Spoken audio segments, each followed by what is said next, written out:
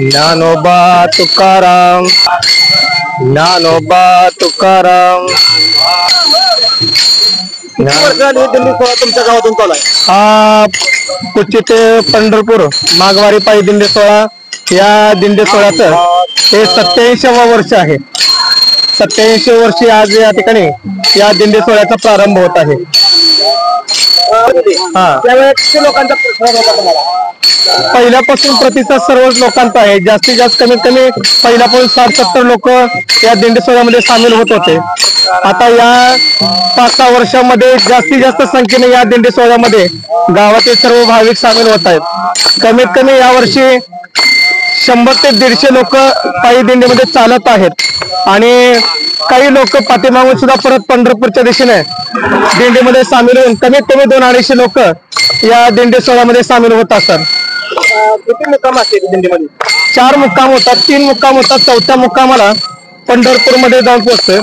पहिला मुक्काम जनवणीमध्ये होतोय, दुसरा मुक्काम सांगोल्यामध्ये होतोय आणि तिसरा मुक्काम 5व्या मैलामध्ये होऊन 4थ्या मुक्कामाला पंढरपूरमध्ये जाऊन पोहोचतो आम्ही. दिंडी सोहळ्यामध्ये किती वर्षापासून पायी चालत जातात? 8-9 वर्ष झाली. ही किती दिंडी तुमची? 9वी. 9वी दिंडी. मला एक तप तर करायची इच्छा आहे माझी. किती वर्षापासून? अजून एक 5-7 वर्ष तर करायची इच्छा आहे. पर तिथं कसं घडल तसं. आपल्या गावातून महिलांचा किती प्रतिसाद आहे दिंडीमध्ये? 50 ते 60 महिला आहेत आपल्या दिंडीत. 100 ते 150 माणसांची होते.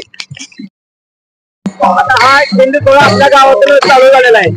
ग्रामपंचायत मार्फत तुम्ही काय ग्रामपंचायत मार्फत व्यवस्था म्हणजे काय कमी जास्त लागेल ते पुरवायची व्यवस्था आहे. आपण काय वगैरे आमच्या गावची आता ही परंपरा 87 वर्षाची आहे आणि या दिंडीमध्ये 150-200 लोकांचे सहभाग आहे. या दिंडीमध्ये 10 ते 12 वर्ष तोपदारकी करतोय. काय त्याच्या आधी माझे वडील तोपदार होते. वडिलांनी 32 वर्ष वारी केली आणि आता पंढरपूरला निघतोय आम्ही. आता आमचा पहिला मुक्काम जनवणीला असतोय, दुसरा मुक्काम सांगोला, तिसरा मुक्काम काशीगाव फाटा आणि 4थ्या मुक्कामला आम्ही पंढरपूरमध्ये पोहोचतोय.